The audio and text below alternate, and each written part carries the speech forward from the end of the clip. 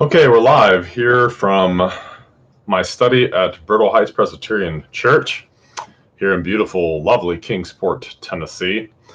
And people did send some questions here. I'd like to go ahead and get to some. Now I've got the live feed going, so I know usually do that. Try to do that a few minutes early. But here, actually, let me set up. I'm going to set up one other thing here. Okay, so hopefully some people will come into the chat channel. But we are live here from Brittle Heights Presbyterian Church. There's one person, yay. And today I have a number of questions. Going to talk a little bit about some controversial stuff, and people are asking good questions here. I want to go ahead and get to these and address these if I can. The first question, I'll take the harder one first. How should we apply the gospel specifically and practically in the current Black Lives Matter and Antifa steeped situations that are happening across America in the big cities? Well, when it comes to things like that, Black Lives Matter, all of the video footage that's been out there for quite some time, really since the Michael Brown thing happened when that guy was killed, and now has been kind of reignited by George Floyd. And that video was horrific to watch. Them pinning his neck down the way that officer did, and he died. He was basically, I think, suffocated to death. There's absolutely no excuse for anything like that. But how does the gospel apply to things like Black Lives Matter and Antifa and all that kind of stuff? The stuff going on in the big cities right now, all the rioting and protesting and everything else. The reason our country is the mess that it is over stuff like this is because the church, by and large, in our country, America used to be a very heavily Christian nation. There were a lot of people here who were true believers. America was kind of like the missionary hope of the world. But the fact of the matter is, really, since the Second Great Awakening, since Charles Finney and the Second Great Awakening in the 19th century, and then the rise of really Finney's Pelagian theology and decisional regeneration, the rise of dispensationalism, and all this other stuff like that, the impact that has had on gospel preaching has been absolutely devastating. Absolutely devastating. Because the gospel, that we're justified by faith in Jesus Christ and not by works and not by anything at all that we do, the clarion call to repent of sin, to turn from sin, and to embrace Jesus and to trust in Jesus alone, that message is pretty much gone. And so our nation, for the most part, has gone. The churches have turned liberal and progressive, and they've turned away from biblical authority and the gospel. And so what we're seeing today is the outworking of people who are unregenerate, the outworking of unregenerate people that don't know God, that don't know Christ, and all that goes with it. The protesting and the call for the government to do this and to do that and take this action and to disallow this, disallow that, that's all because people don't self-govern anymore. And it's also because human beings are inherently religious. They cannot help themselves. They are always going to be religious. And our culture has indoctrinated generation after generation after generation of young people, and has taught them all that they're evolved African apes, that they're rearranged pond sludge that has a big brain. And it shouldn't surprise us that people that have been taught that atheism is true and that there's no God, that they are just evolved matter in motion, because we are inherently religious, because we cannot help ourselves. Human beings, in the absence of the real God, will deify something else. And since religion has kind of passed out of vogue in this country, what is being deified now? The state. So people look to the state to solve all their problems, when really what really needs to happen, the only way that this country is going to recover from all of the violence and everything else that's going on, people need to look at themselves and take responsibility for themselves. People need to make the decision that they are going to do what's right. I'm going to take responsibility for myself. If I have problems, if I have nothing, I'm going to go work hard and I'm going to change. I'm going to make things better for myself. I was thinking about, people might look at me and say, well, you're just white privilege. My great-grandfather, Harrison Green Hines was his name. He lived in a tent down by the Ohio River. Okay, the Hineses, we lived in Cincinnati until I moved here 8 years ago. But I was telling someone at church about that. So where are your ancestors from? I said, well, my great-grandfather, Harrison Green Hines, lived in a tent down by the river. And he said, well, at least it wasn't a van down by the river. Thinking about Chris Farley. Remember Chris Farley from Saturday Night Live and Tommy Boy and all that stuff? I live in a van. What was it? Matt Foley. Matt Foley, the motivational speaker. I live in a van down by the river. Well, my great-grandfather lived in a tent down by the Ohio River. And my grandfather, my dad's dad, was a Greyhound bus driver who lived in a trailer park his whole life. And, my father was the first Hines ever to go to college. My dad was the first man that anyone had ever heard of that bore my last name that went to college. My dad went to college and got an undergraduate degree in history, and then he got a master's degree in history, and then he did all the coursework for a PhD in history, but he was not able to finish because I was born. So he had to go get a job, and he sold insurance and did financial planning for like 35 years or something like that. But he was a self-made man. My dad was a very well-educated, still is a very well-educated, well-spoken, and successful man. But nobody gave him anything. No one gave him a thing. Okay? My dad went to the University of Cincinnati in the early 1960s on a GI Bill. Okay? So he was an ROTC student. And very shortly after he started doing college, next thing you know, he was in Vietnam in 1966 for a year. My parents took a cruise across the Panama Canal a few years ago. My mom had been wanting to do a cruise for years and years. My parents have been married for 57 years. She had been wanting to do a cruise forever. My dad was like, I'm not getting on a ship in the ocean. Last time I was on a ship in the ocean, I was on an aircraft carrier in the South China Sea on my way to Vietnam. I'm not getting on a big boat. And of course, he had a ball. They loved it, taking a cruise. No, my point is, my dad took responsibility for himself and made something of himself. Okay? That's what people need to do today. Stop blaming your problems on people that died 100 years ago, 150 years ago. Okay? People involved in the atrocities that happened in this nation, they're dead, and so are all their great-great-great-great-great-grandkids. They're all gone. We live in the land of the free, the land of opportunity. You want to make something of yourself, you work hard, you can make something of yourself. I have worked with people over the years. When I was a computer programmer, I was a programmer before I was a pastor for 11 years.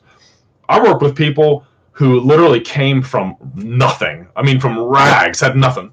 There was a guy I worked with in my first job out of high school at American Greetings, the greeting card company, and he was the best programmer in the entire information services division of that big company. And someone said, yeah, you'd never know. He actually graduated. When he graduated from high school, he worked in the mailroom.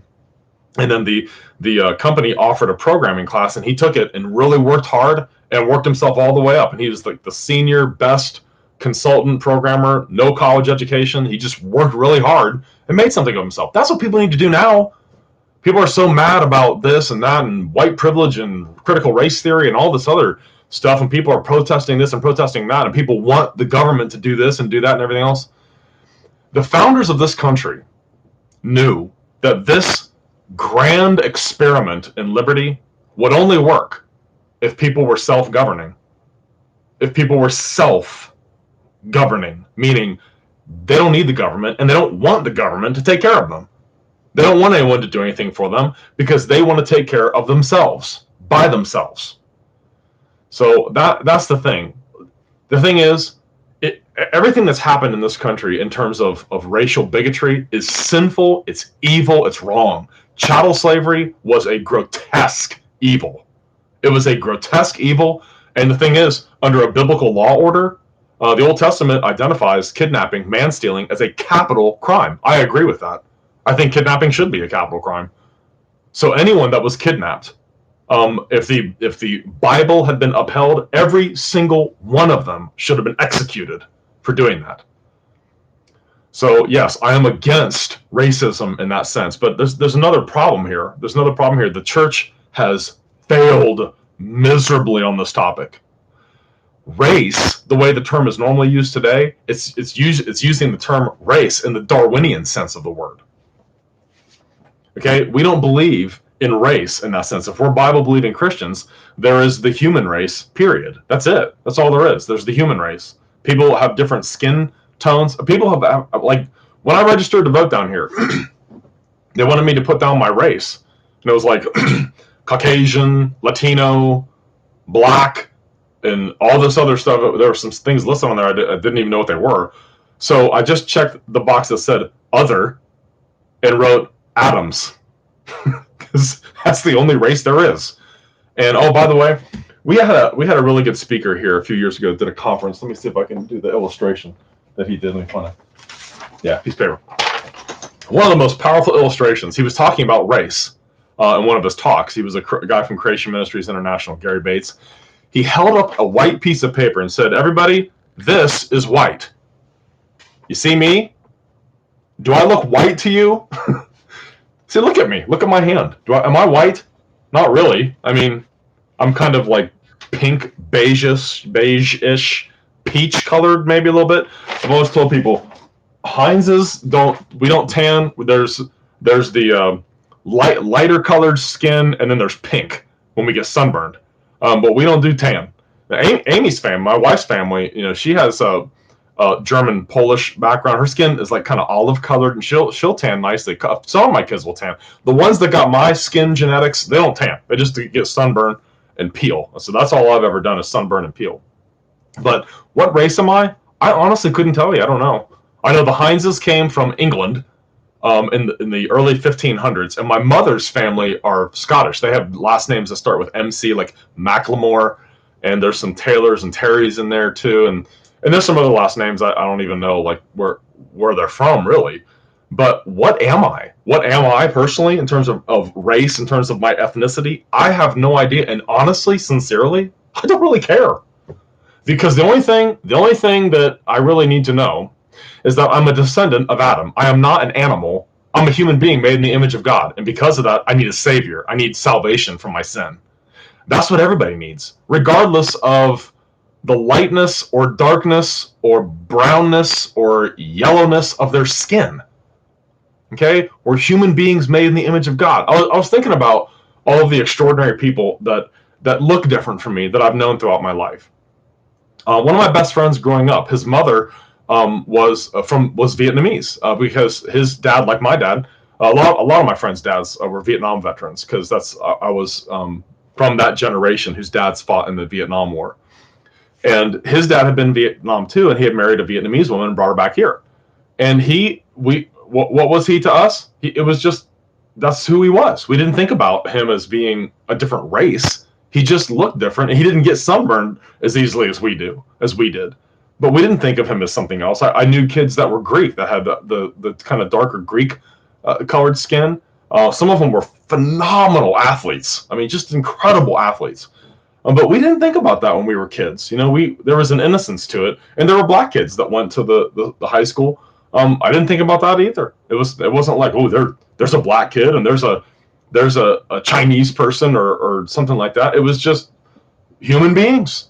We're all part of the same race. We're all part of the same human family. There is one blood in this world, and so really all the stuff that all this stuff about race, it really is the Darwinian concept that they're talking about. They're talking about the different trajectories of human evolution. I mean, do people realize the amount of innocent bloodshed that has happened because of that? One of the saddest things you could ever read about is the story of Ata Benga. Ata Benga was a pygmy from Australia. Here, let me pull up his name here and make sure I spell it right.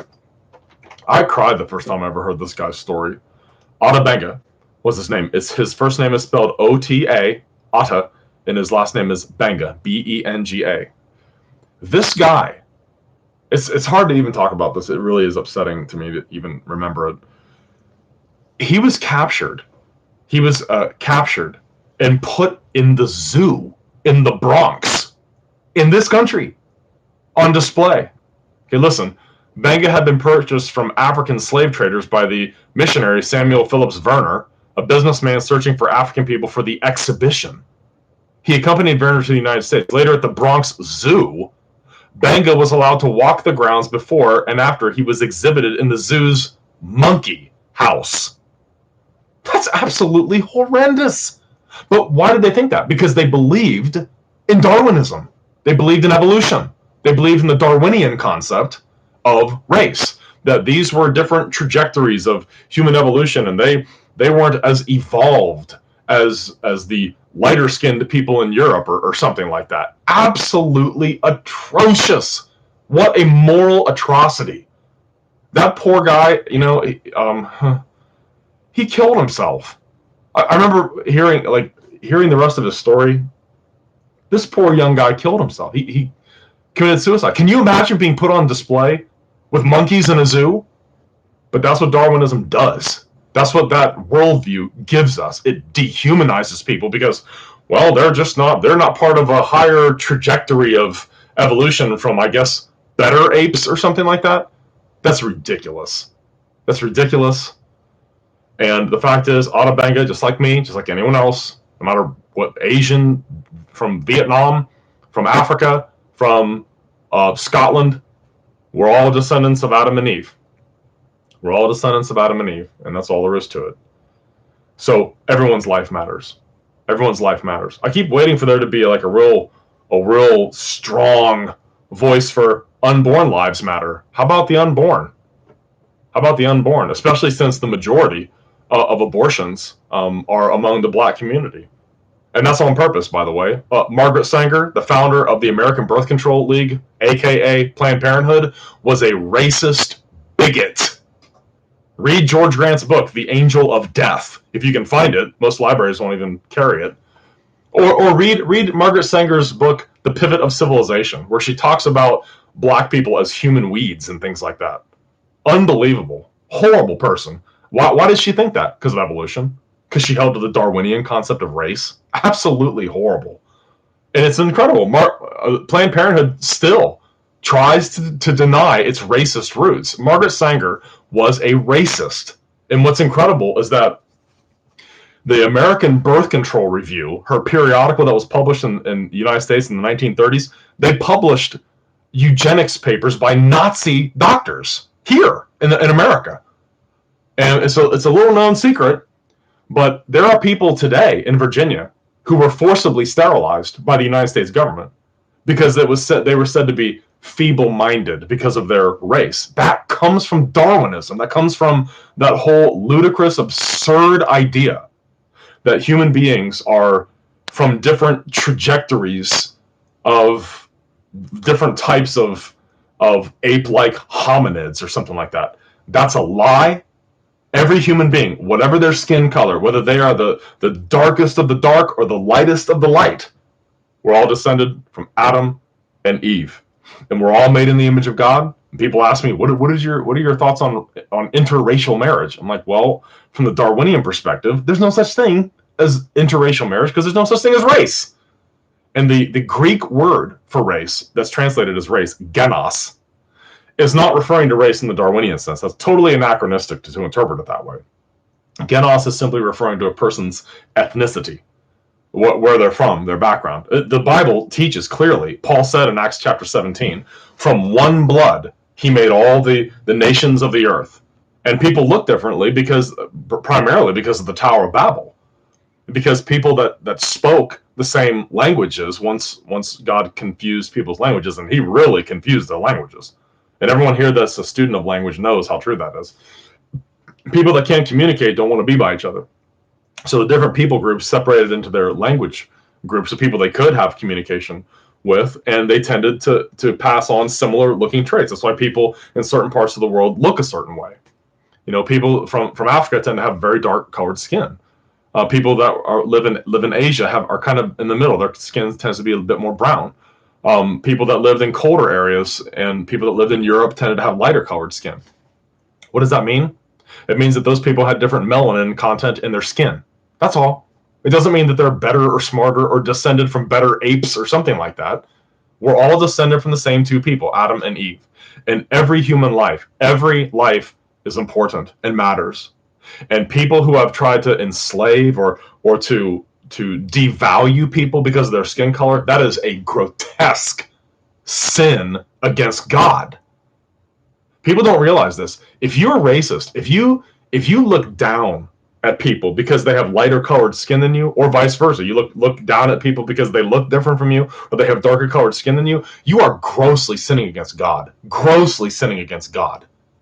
Because man is the image of God, and as such, every human being you lock eyes with, whatever color they are, whatever their intelligence level, whatever their health, handicapped or healthy or whatever, they are worthy of your respect and your love.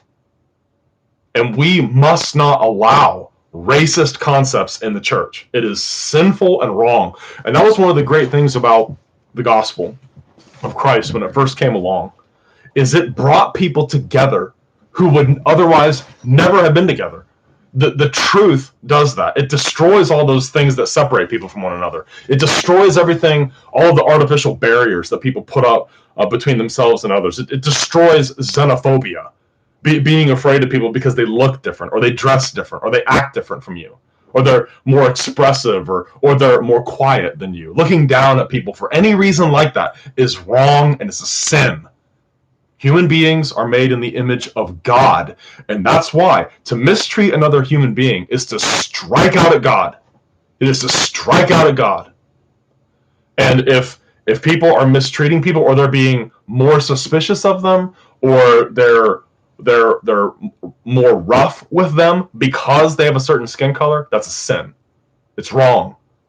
And the thing is, like, the history of missions in our country, it's really sad. America started out pretty strong. It had a pretty conservative, pretty biblical sense of missionary calling, and people really thought, America, we have freedom here, and we don't have a state church. Thank God we don't have a state church. And shame on anyone who thinks that we should have a state church. That's never been anything but a disaster everywhere it's ever been done. So we allow for multiform in denomination. People are independent. There are Baptists here. There are Presbyterians here. There's confessional Lutherans. So there's this whole mosaic of conservative, Bible-believing, gospel-believing Christian people here, and they have been able to have a huge missionary outreach to the whole world. We sent out missionaries everywhere, and had great success doing that. We sent out people from all over the place to evangelize the world. But ever since the Second Great Awakening happened, ever since the church really tolerated Arminianism and has since embraced just the decisional regeneration garbage and the dispensationalism and the free willism and everything else, we've lost the gospel. We've lost the gospel. And because that's not preached anymore, now our culture is just dead. I mean, the church in the United States is not, it's really not leading much anymore. It's not issuing a biblical response to any of this kind of stuff. The fact of the matter is, all this racial stuff, everything I just said about there being one race of human beings in the world, and we're all part of the one race of humanity, and from a Darwinian sense, there are different apes that lived in different places that evolved into different looking humans. That's not true. We're all descended from Adam and Eve. That could solve a lot of these problems. Otabenga, I'm looking at a picture of him. That makes me so sad. Ugh, that poor young man. They killed his children and kidnapped him and put him on display in a zoo because he was because of his real dark skin. They thought, well, he's as close to our ape-like ancestors as possible. The people that did that should have been executed for it. They should have been put to death for what they did to him. Absolutely intolerable that they did that to that. I can't look at that. It's going to make me cry. Go away. Ugh. How horrible is that? That the human beings could do that kind of thing to each other. Kidnap a man, kill his family, and put him on display in a zoo, all in the interest of science, in the interest of exploring the different trajectories of human evolution. Absolutely absurd. Absurd. So, terrible, terrible stuff. So, okay, let me pull up, was that everything that was asked there? How does the gospel answer those Black Lives Matter and the different things going on in the big cities. Well, the need for evangelism obviously is very great, and the need to recover a biblical worldview is very great, and the need to discard racist attitudes and being suspicious of people because they look different from you. That's always been a problem. That's always been a problem. In fact, remember there was a tennis player named Arthur Ashe, a black man, who got AIDS and died. I think from a blood transfusion, if I'm not mistaken. And I remember he made a statement. He said that of everything that he'd ever experienced in his life, nothing ever hurt him more than racist comments and the things that he experienced because he was a black man, the ill treatment that he got because he was a black man. And when I was in school, actually, I remember I read a book about, I think it was a journalist. It was a book called Black Like Me. And this guy underwent a bunch of treatments to make his skin very dark. And he went into the South, and this has been a long time ago, just to see the way black people were treated as a white man who was disguised as a black man. And it was appalling. It was absolutely heartbreaking to read that book, to see how they were treated, especially in the South, because they had dark skin. It's absolutely intolerable that people do that to each other. You know, we had a young man come into our church here, and he had a Mexican background. He told me he was a bit concerned about that because there were no other Mexican people in here. I said, we don't even believe in the concept of race. I mean, you're a human being with a pulse, just like I'm a human being with a pulse. So we look a little different. So what? We're both part of the same human family. We both need a savior. We're both sinful. We're both going to die because of sin, and we both need Jesus Christ to save us. And that was it. That was the end of it. And he was perfectly fine after that. So it's always such a joy to do that. The answer to this is so simple that it's frightening. There is no such thing as race, not in the Darwinian concept. There are ethnic groups, but there aren't different races in the sense that we're different trajectories of human evolution. There are different ethnic groups because people look different, that went to different parts of the world after God scattered people by their language differences. But now, with global communication and travel, you know, a lot of the races, a lot of the ethnic groups have been mingled and mixed together. That's a good thing. That's a great thing. When people from different backgrounds get married, I think that's a wonderful thing. It shows that we're all human beings. We're all part of the same family together. It doesn't matter. I have English roots and Scottish roots. My wife has continental roots. She is from a German Polish background. So we look different from one another. But it's not like one of us has much darker skin than the other. But it wouldn't matter if we did. What difference does it make? So we have different melanin in our skin. It doesn't mean that I married someone who's a different race or a different type of being than I am or something like that. So that's the first thing. Okay. This individual also asked, we continue to witness, of course, and call all men to repentance, but what should we tell those who really want to hear our biblical answer to the injustices they see today, whether real or perceived injustices? I think one of the keys is not to append any adjectives to the word injustice, like social injustice. There's justice and there's injustice. If people are treated badly in the eyes of the law, if they're treated badly because they have different color skin, that's wrong. That is unjust, and that should not be. And certainly, any kind of attitudes that degrade people or dehumanize them because of the color of their skin are sinful, and the church needs to denounce that, and they need to move on from it big time. Okay, so good questions, and I got another question here from a person here at the church, and there's people on the channel now. Okay. I'm in the fork. I'm like a fork in a microwave on the beach. It says Claire Shackleberg. I read her autobiography and she hated blacks and poor people. She called them weeds of society. Yeah, we're talking about Margaret Sanger. You know, I think that Planned Parenthood I think they kind of just hope nobody really knows who that is. No one knows who Margaret Sanger is, because pretty much everything she ever said was nasty. You know, pretty much everything that woman ever said was nasty. In fact, let me read a quotation from her. I'm actually going to preach on abortion Sunday night because we're coming up to the place in the book of Exodus where Pharaoh orders the killing of the male children there in Israel when the Israelites were there in Egypt. They ordered the killing of all male children. Yeah, listen to this. She said this. Here's in her own words, the purpose of the American Birth Control League, okay, aka Planned Parenthood. She said, quote, "Our objective is unlimited sexual gratification without the burden of unwanted children. Women must have the right to live, to love, to be lazy, to be an unmarried mother, to create, to destroy. The marriage bed is the most degenerative influence in the social order. The most merciful thing that a family does to one of its infant members is to kill it." Sweet lady, sweet lady. What a heartwarming, sweet, kind person. Everything she ever wrote was nasty. I mean, you just randomly open the book. I've got the Pivot of Civilization. Yeah, I can see it right there. Pivot of Civilization. Every other page in there is just venom. This woman just hated everything good in this world. Unbelievable person. And Planned Parenthood still tries to deny its racist roots. And I'm sorry, the documentation is too thorough to get around it. It's everywhere. It's easy to find. It's easy to expose. Okay. Ryan Smith, hey man, what's up?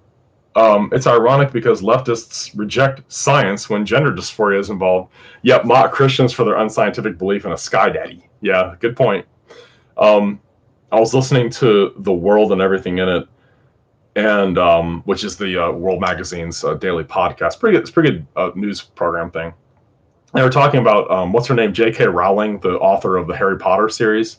She's a feminist, but she doesn't like the transgender stuff because I mean, think about the conflict here. Here you have feminism that wants to elevate women and say that there's, the gender roles that have been assigned to them by society are patriarchal, misogynistic, and blah, blah, blah, blah, blah. She doesn't like the idea that a man can become a woman. And she's like, that's not the case. Feminism is predicated on the idea that femininity is a real thing, is a fixed part of a person's identity. I've always wondered that. When is the trans agenda going to run into feminism? And it's happening. And what's hilarious is that Emma Watson and the other actors from the Harry Potter movies are rising up and slashing and burning J.K. Rowling now because she's transphobic. But she's transphobic because she's a feminist. Because she thinks that women are a real thing that can't be anything other than what they are. And I just think that that's kind of funny. So who wins in that fight? It beats me. That's going to be ugly, and it is ugly. Emma Watson, the girl that plays Hermione, is that how you say it? Hermione in the Harry Potter series. She's attacking J.K. Rowling because everybody realizes, of course, there are no greater experts alive than famous actors and actresses, right? They're all scholars of everything, and we should listen to everything they say.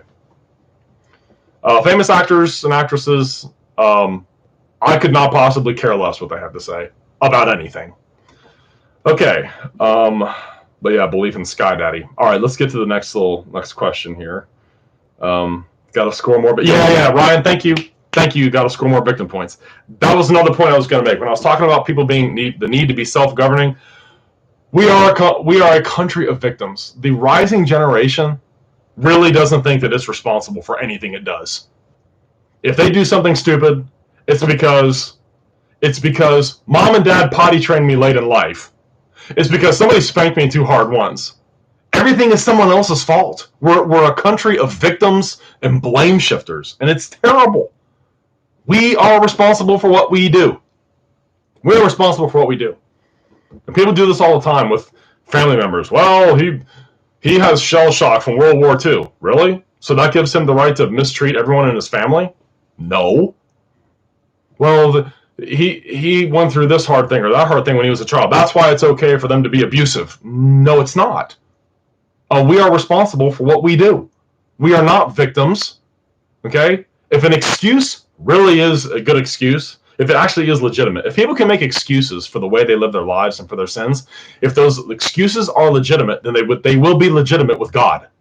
So on the day of judgment, people can stand up and say, well, people mistreated me when I was a kid, so that's why I've been cruel and heartless to everybody. And God will be like, oh, okay, well, You're fine then, come on in. Of course not. Of course not. We are responsible for what we do. But we always want to play the victim. People who are able to make something of themselves, they take responsibility for what they are and what they do. I want to tell you something. If I lose my temper and raise my voice at my kids didn't make me do that. You know, the blood-curdling squeals of one of my little kids when I'm trying to change their diaper, if it makes me mad, if I act out because I'm mad, it's my fault. If I get upset about something, if I mistreat my wife, if I'm insensitive to her, it's not because she made me do that. And it's not because my parents, it's not because society, it's not because my friends weren't friendly enough. I am responsible for what I do. Every time. Every time. But our culture doesn't like that. Our culture wants to shift the blame to everyone else. Everyone else is at fault because I am the way I am. And I say, no, we are responsible for everything we do every single time. We can't blame anyone but ourselves for the decisions we freely make. So if people mistreat others, they are responsible for it. No matter what their background or what they've been through, they are responsible for it. That's the key to understanding this great, grand, wonderful experiment called American liberty that we have. It doesn't work if people don't self-govern. If you want the government to fix everything and take care of you and hold your hand from the cradle to the grave, this is not the right country for you. People came here because they were sick of government. They wanted to take care of themselves. They didn't want the government to educate their kids or give them health care or feed or clothe them. They didn't want that at all. They wanted to come here and do their own thing and worship God and work hard and pass their inheritance on to their kids. They didn't want to sponsor 1,000 government programs. They didn't want to do that. The people that came here had a great deep faith in God. That's why the government was so small back then.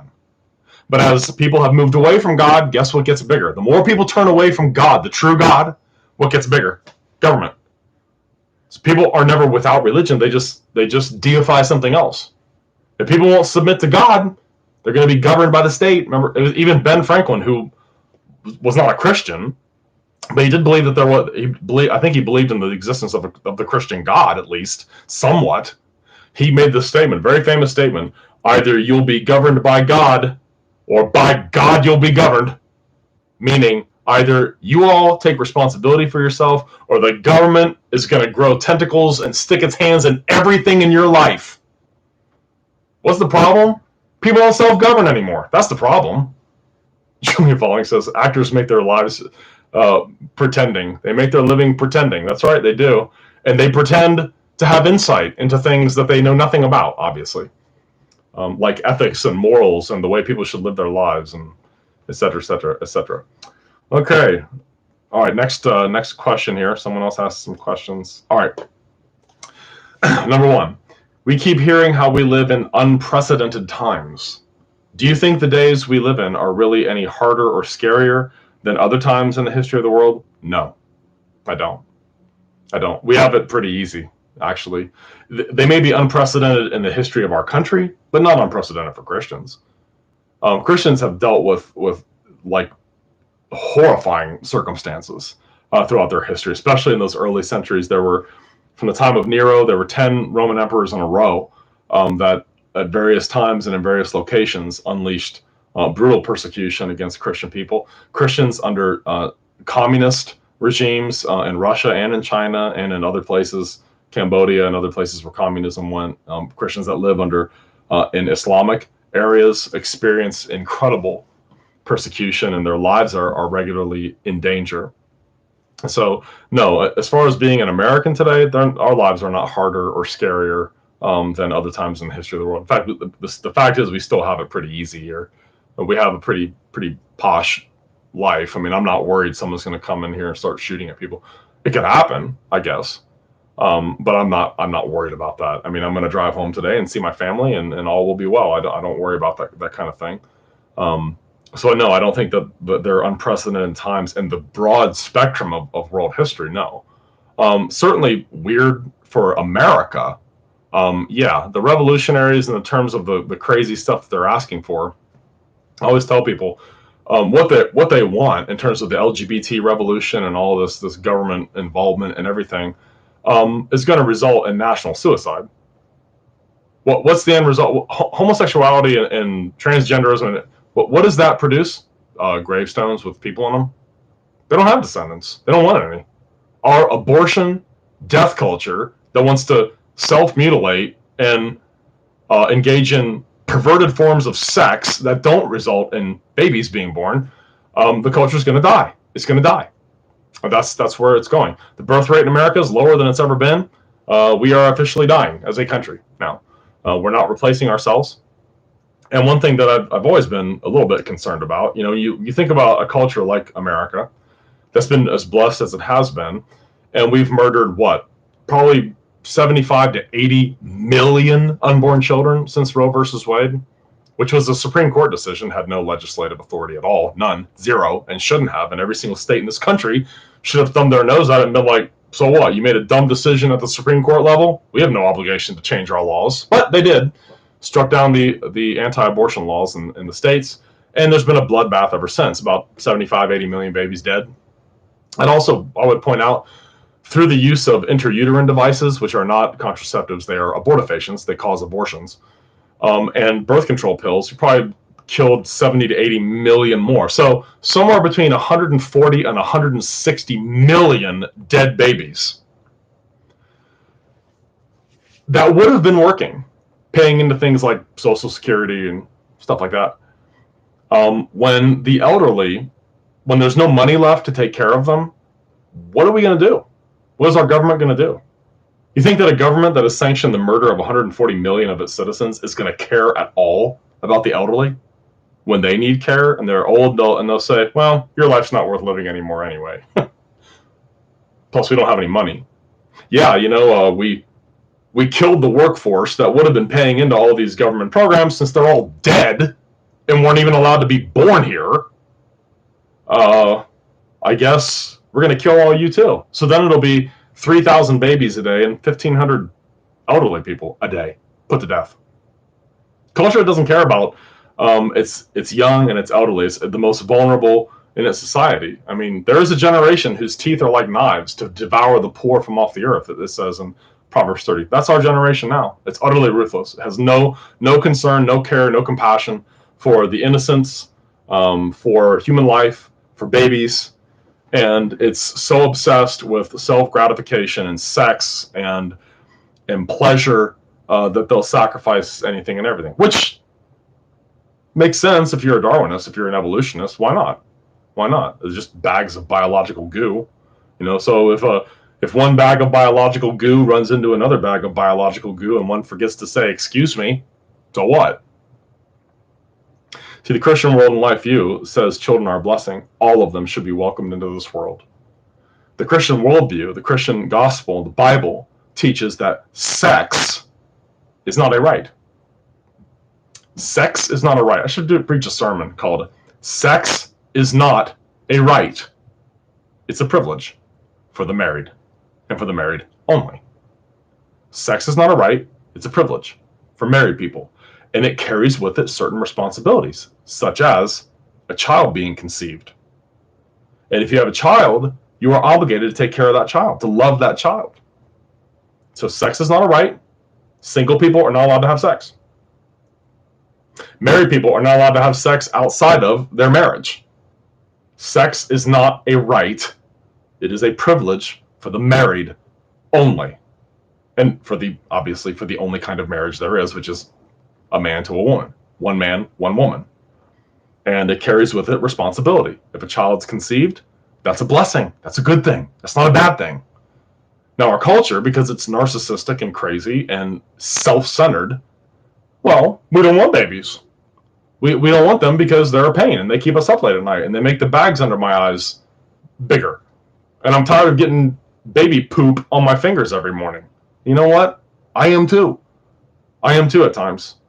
But what does that mean? That means I need to quit being selfish and recognize God has called me to the service of others. God has called me to love others. God has called me to love my children, to love my wife, and to do so in a self-sacrificial way. And that's hard because everything in my flesh and in my sinful heart wants everything to be just the way I want it. So often, young men at the church up there in Ohio, there is a much bigger church than this one. See young guys in their late 20s, early 30s, and they're single, and man, they're a mess. Emotionally a mess, struggling with, all kinds of stuff. It finally hit me. These guys need to get married, have some kids. That'll be good for them because it helps you grow up. It helps you realize life's not about you. Life's not about you getting everything you want when you want it. Life is about self-sacrifice. Life is about loving and devoting yourself to your wife and loving her in exactly the way she needs you to love her, so that she glows like she did when you asked her to marry her, so she glows like she did when you saw her at the back of the church or on the side of the mountain, Nathan, when you married my daughter. So she glows like that and has that big eye-popping smile for the rest of her life.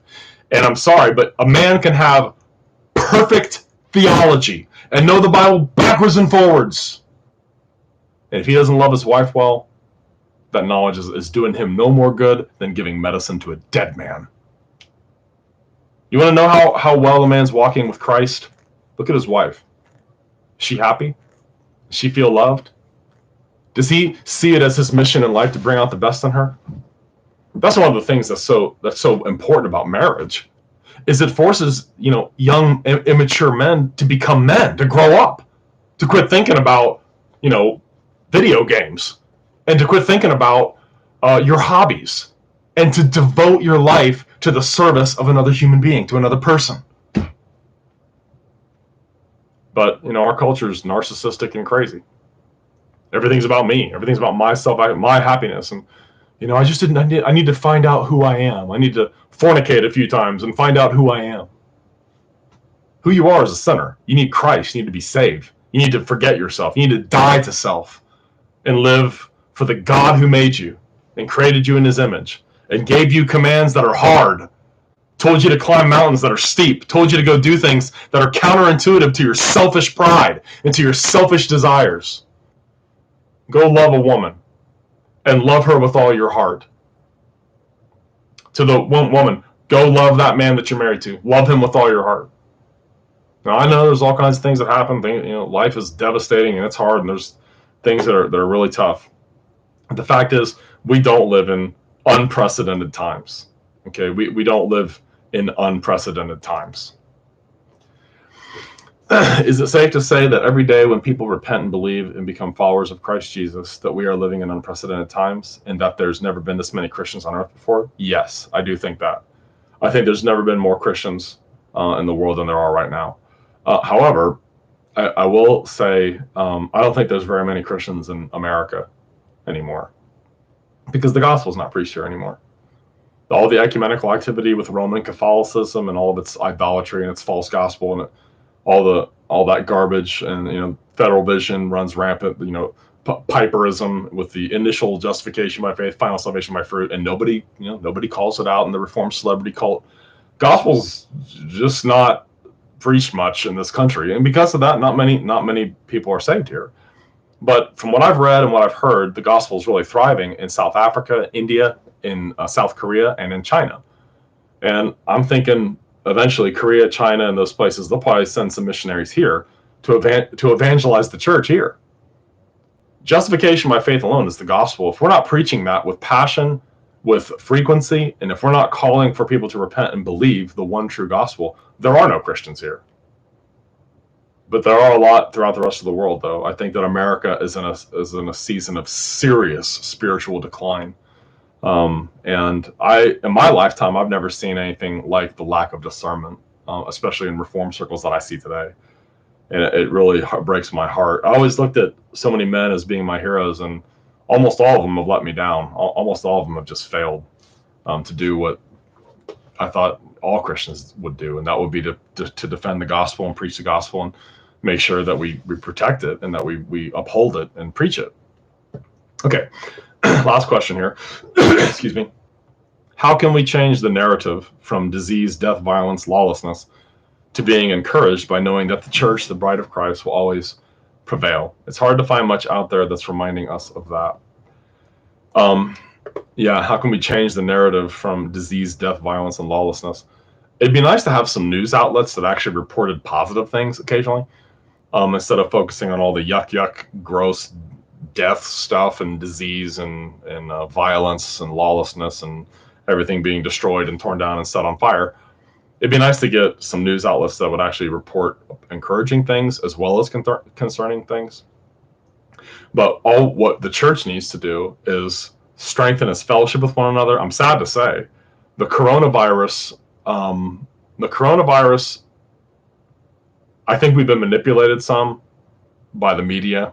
I don't think it's as serious as as many people are thinking and saying. I think a lot of fear has been used, and we're still going to take precautions for a while and really try to, we want to be sensitive to people and help the people that feel especially vulnerable to it.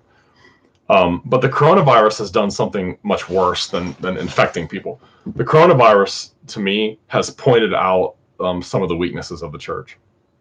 If something like that can cause people to just hate their church and walk away from the church, that's concerning to me. It makes me wonder how strong the church really is. And that's what I kept thinking. As the data kept coming in and we were like looking at it as a session, I thought, man, there's no way we can make a decision that's going to make everybody happy. No matter what we decide, people are going to have a problem with it. So, I was kind of like ready to deal with it. Like, I think people are going to be upset by this. I was pleasantly surprised here at our church, though, because I got around 10 handwritten letters letting me know that people are praying for me. They're encouraged that we care about them, that we're trying to do the right thing. They're praying that God will give us wisdom and help us. And that was encouraging. A lot of texts from people on my phone, a lot of emails from people thanking us and encouraging us. I was really happy with that. I really was surprised and very happy with the outflow of love that happened here in our church. But I think that there's also been significant division in some Christian circles, and people are very upset about various things with regard to the coronavirus and how the church has responded to it. And if something like that can cause the church to implode or cause a local church to die, it's because that church, there wasn't a whole lot of love in that church to begin with, in my opinion. So to change the narrative from disease, death, violence, and lawlessness, we need to focus on fellowship with one another and doing outreach and evangelism, inviting friends and family, coworkers to church that don't know Christ, and doing more evangelism so that we see people coming to Christ, we see people being strengthened in their walk with Christ, and we can see men being raised up for ministry and churches being built and planted. That's why I've been praying that we'd be able to do phase 2 of our expansion project here, because it'd be great to get a bigger room. Last Sunday, the first full Sunday, we've had no restrictions as far as staggering the letters of the alphabet, people's last names or anything like that. We had a couple rows in the back that were reserved if people were concerned about social distancing. But still, we had a lot of people here. The place looked packed. I was really encouraged by that. I think once this is over and everybody's here and everyone's in town, we're not going to fit in this room anymore. And I keep thinking we've got to pull the trigger on this expansion project and get this room bigger so we can maximize the land that we have here, and then that's it. And I really believe if we do that, God will fill this place up. My goal is to pour my heart and soul into my preaching ministry and just really let the text of Scripture speak, like to change the narrative from death, disease, violence, lawlessness. We need churches where the Bible is believed, the Bible is loved, and you see people excited to walk through the Bible, to walk through the Scriptures and learn from them. That's the thing that people need more than anything in order to change the narrative from all the yuck, violence, disease, death, and change it to God is doing great things. God is blessing the proclamation of his word. People are hearing the truth and being saved, and people are growing in their relationships with God and their marriage and family relationships and all the rest of it. So, and yes, indeed, the church will always prevail. The church may get reduced in this country to just a small group, but it won't be extinguished completely here. God has things in store, I think, for the church in America. Okay, let's see. All righty, that's about it as far as questions. We're at the 54-minute mark. And thank you, everybody, for listening and for watching. And we'll try to do this again soon. And thank you for the questions.